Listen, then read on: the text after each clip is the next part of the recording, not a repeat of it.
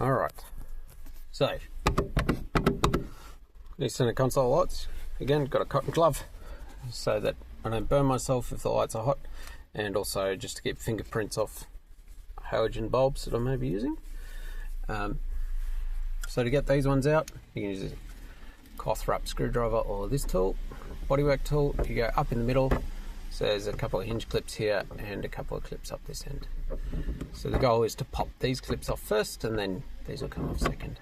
So we go up there and just, there we go, pop that out, and then that should slide and come off. So there you can see there's you pop these off, and then this one you slide it back a bit and then out. And there's a little push button, and that's your bulb there. So the same on the other side. Once you've got one off, you can just use your thumbs, to be honest. Alright, I got a little kit of LEDs.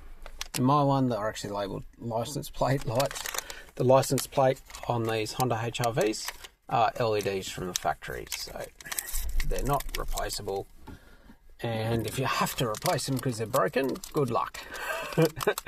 It's quite a nightmare to pull off that rear panel trim.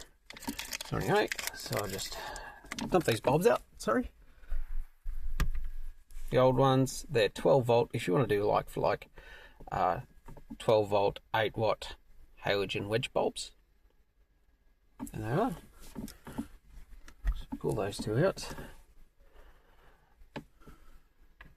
Pop that one in. And pop that one in. There we go. Much better.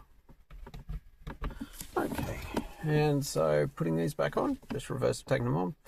This end first, and then clip that on. So line that up with those little pins, push it in and slide it on, and then clip that on there. Same on the other side. Push that in, slide it on, clip that there. Beautiful.